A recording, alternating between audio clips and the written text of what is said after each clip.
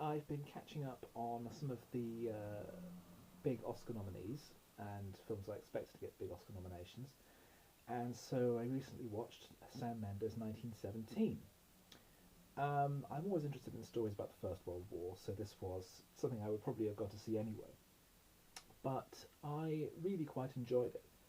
It's the story of two corporals in the trenches of World War One, sent on a mission across no man's land and territory occupied by the enemy to warn a battalion about to attack that the Germans haven't retreated, it's a strategic withdrawal, and they are actually falling into a trap. And they can't warn them in advance over the telephone because all the lines have been cut by the retreating German forces. And the gimmick of the film is that it's portrayed as if it's all unfolding in a single unbroken take. It's actually multiple shots, or many shots, stitched together digitally in a way that's almost seamless in some cases and very obvious in others. And there is actually an actual cut to black halfway through the movie to allow passage of time. But for the most part, I find it very impressive. It's an extremely good adventure story, an extremely good thriller, um, helped by these two privates, Blake and Schofield, being put in this situation where at any moment, like that, they could be dead. Stand in a mine, shot by a sniper. It could be, at any moment, could be their last. And they are constantly in this state of watchful tension as they go through these various landscapes over the course of the story, through no man's land, through enemy dugouts, across open country, um, roads, town, river, all these environments. It has been compared to a video game in terms of it going through multiple levels and you're following these characters in first person.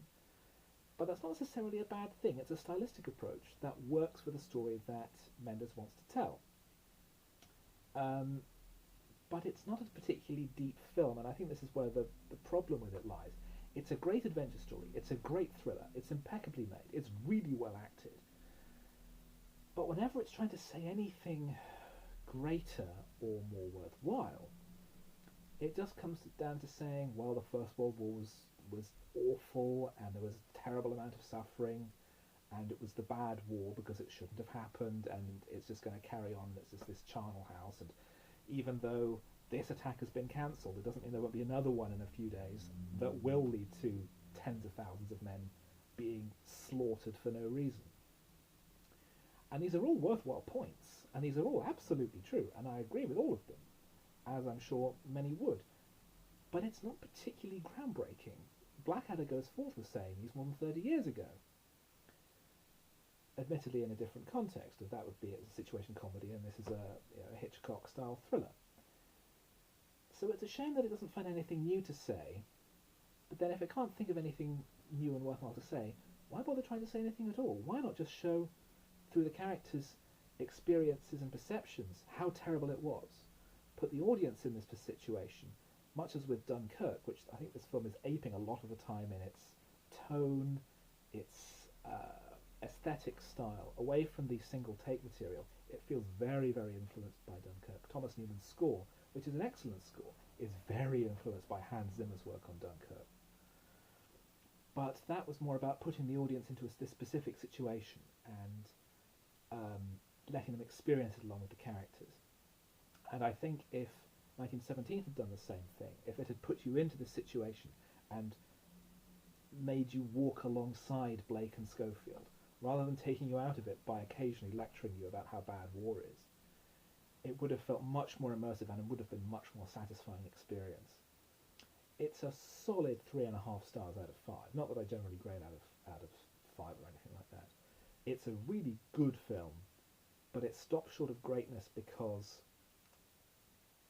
for all its technical expertise, for all its artistic creativity, and the sincerity of the film, and it is a very sincere film, and apparently based on stories told to Mendes by his own grandfather who'd served in the trenches, it trips itself up by trying to do too much almost, and it could have pulled back on the things that it can afford to lose, the whole anti-war material, and just shown you. Show, don't tell. And for a film that does so much showing, it's weird that ultimately when it tries to tell, that it should try and tell as well, and really not surprising that when it does try, it doesn't work.